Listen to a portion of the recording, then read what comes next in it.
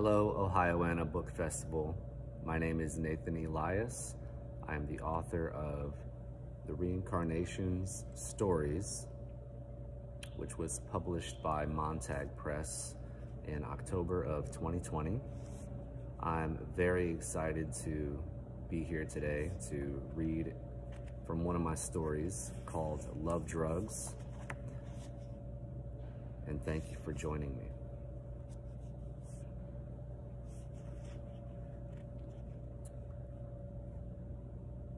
Gray would take the pill and stop loving his wife forever.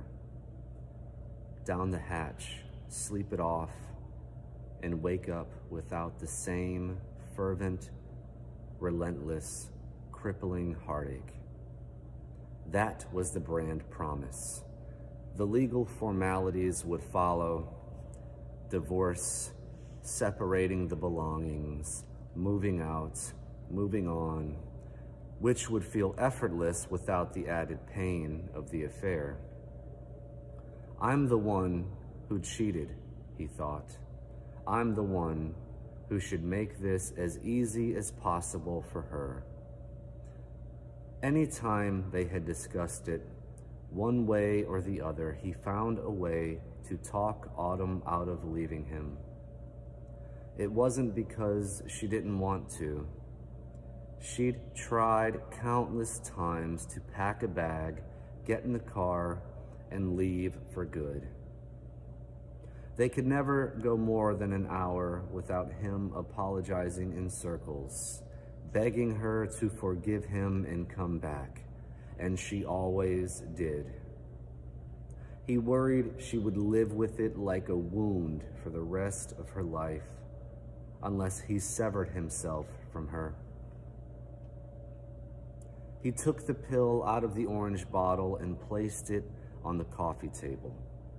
The little pink capsule sat there, the only item on the black surface, like a dead insect. Over the course of an hour and 2 beers, the sunlight crept in through the window, filling the dark room with a dim radiance. The pill's shadow grew and stretched into a shape much larger than the pill itself, rotating on the table's surface in sync with the sun. He put the beer bottle to his lips and sipped until there were just enough bubbles at the bottom to swallow the pill down with later. When he'd seen the psychiatrist, she noted his weight loss, 155 to 143 in the span of a month since the visit to his primary physician. "You're a healthy man," she'd said, a woman with long silvery hair and puffy, sleep-deprived eyes. "What have you got to be depressed about?" He stepped down from the scale and turned to the mirror. The doctor was right. He looked good for almost 30. "I'm sure your wife is a very happy woman," the doctor went on, her tone matter of fact. "I'm willing to bet she loves you very much." "But what will my life be like once I no longer love her?" he asked. "It will be the same as before," she said, flipping through his paperwork. "Only you'll be able to move on and think for yourself without your emotions for her affecting your judgment. You could always try something less permanent, like a nasal oxytocin spray or a patch. Something to help the truth come out won't hurt." He had tried the spray before, but knew that this time he needed something stronger. The doctor wrapped a blood pressure gauge around his bicep and squeezed the rubber bulb, inflating the device until it was airtight against his flesh. "It all depends on the extent of your present attachment to her," she said. "Nobody can tell you what your life will be like. I'm a doctor, not a fortune teller. I can tell you what the drug can and cannot do for you. I can see if your body can handle the drug. but only you can decide if it's right for you. When you leave, I can give you a brochure of patient testimonials if that'll make you feel better." "I'll take one," he said. The doctor took his vitals and led him to the counter near the lobby door. She handed him a pamphlet and a list of marriage counselors. "I wrote you a prescription for a single dose," the doctor said. "One pill. That's all you need. I say this to every patient who comes in here for this thing. Before you take it, make sure it is absolutely, positively, no other way about it, the only thing you can do. We aren't meant to have power over some things in life." When he got home, he opened a beer and started reading the brochure. The testimonials were paired with photographs of people alone or looking out bright windows or sitting down with a cup of coffee and laughing with a group of friends. They all suggested a life made possible from letting go. The testimonial next to a photograph of a happy couple holding hands read, "This pill saved my marriage. After 5 years of pure matrimony, things got shaky between my husband and me. He started having to travel for work, and I developed a close relationship with a man from my job. I was so close to committing adultery with this man, and that's when I heard about the pill. After taking it, I never thought about that man in a physical or emotional way ever again. And it goes without saying that I stopped seeing him while my husband was away. The pill made me realize how much I actually love my husband. Instead of extramarital activities, I've taken to healthy hobbies while he's away that only benefit our life together."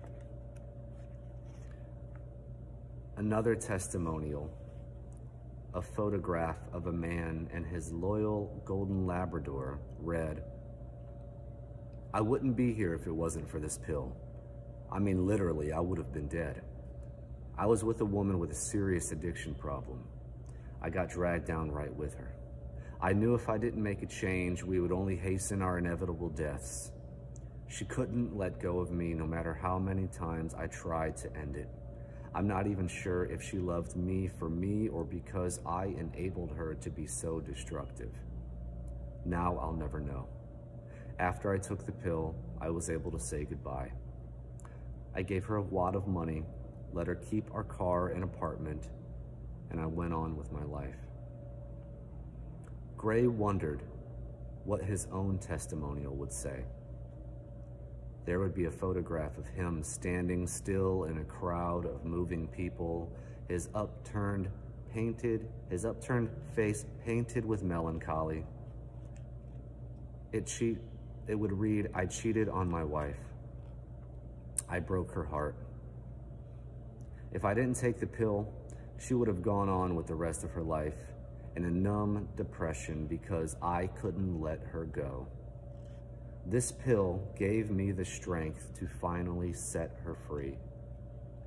On the back of the brochure at the very bottom in micro-sized text was the disclaimer, "Warning, effects cannot be reversed. Capsule is designed for individual patient needs. Will not have same effect on different person. Proceed with caution." He wondered what the disclaimer meant about the pill being designed for individual patient needs. What would happen if someone else took the pill? Would this person stop loving Autumn? What if they didn't even know her? Would they stop loving someone else in their life who filled a similar role as Autumn did in Gray's? What if some poor guy in a perfect relationship stopped loving his own wife? Gray imagined the innumerable situations that could arise from someone taking the wrong pill. But it wasn't like he was going to forget about Autumn. She wouldn't disappear off the face of the earth. He just wouldn't love her anymore. He considered consulting the list of marriage counselors provided by the doctor. Maybe after he took the pill, he and Autumn could attempt to rekindle some kind of friendship. He felt so stupid. He'd cheated on her because he felt a little bored. Now, he couldn't even bear the thought of being without her. What kind of monster was he? The kind who would keep changing his mind, pulling Autumn along until there was nothing left of her? He picked up the pill and held it in front of him, pinching the pink capsule between his finger and thumb. She deserves a good life, he thought. There was still time to cut their losses. Even if she couldn't accept it, he could sever this one tie for her. He opened his mouth and placed the capsule on his tongue.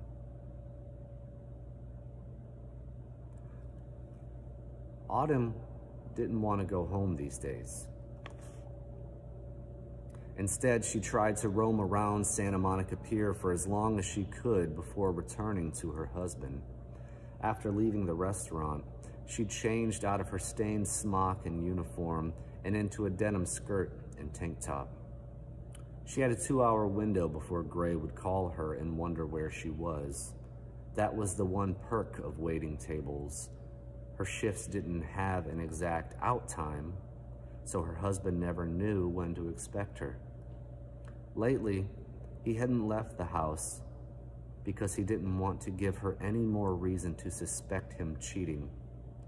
He'd be there, waiting with dinner and maybe flowers, hoping to make up for his fatal error and prove that he still loved her.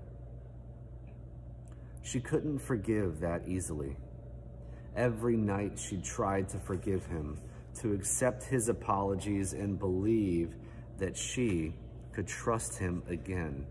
She had become good at hiding the ongoing pain with smiles and witty jokes. The hardest part of pretending she was fine was when Gray had tried to have sex. It had been the one thing she couldn't fake without bursting into tears. In the 3 months since she'd found out about his affair, he'd only tried the once. Not yet, she sobbed after pushing him away. He tried to apologize and save the moment, but before he could speak, she'd gotten out of the bed, pillow and blanket in tow, and went to sleep on the couch. The crisp ocean air blew against Autumn's face, its effect cleansing as it coursed through her lungs. Life felt more tranquil with the endless sea in front of her and the maddening city behind her. It reminded her of home, how she used to stare out at the vast flatlands of Ohio and maroon herself on some unnamed country road. She'd have given anything to transport there in the blink of her eye, just in time to watch the cherry sun setting at the edge of the road's vantage point. But she couldn't go home, not even for a short visit. Her family wouldn't understand the unmoving depression that clouded her. She'd never told them about Gray's affair. How could she have? His actions weren't only an embarrassment to himself, but also to her and their relationship. If her family ever found out, they'd never look at him the same way again. They'd think her a fool for staying with him and say, "I told you so," and that's the consequence of getting hitched to someone you barely know. Even if her depression eventually blew over, something she knew wasn't likely, and she, by some miracle, learned to forgive her husband, the public knowledge of their marital weakness would be too much to live down. She preferred to keep the affair between them and let the pain callous over until it consumed her entirely. Like Los Angeles, the affair would be something she couldn't escape. When the ocean's wind became too cold, she found it difficult to pull away from the vastness. She'd been gazing. Since she'd been gazing, the number of people on the pier had nearly doubled.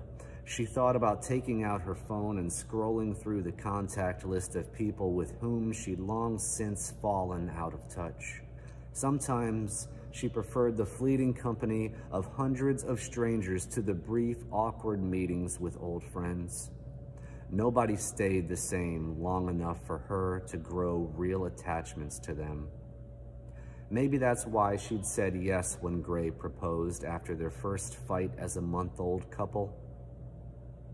She'd thought marrying him would be a way to finally hold on to something she loved forever. But he, too, had changed into someone unrecognizable.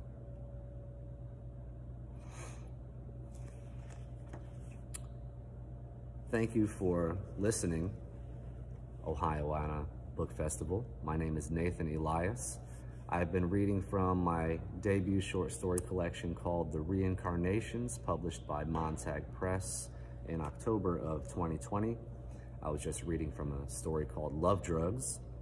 You can purchase your copy of the book and find out what happens to Gray and Autumn with the pill that lets someone stop loving someone forever.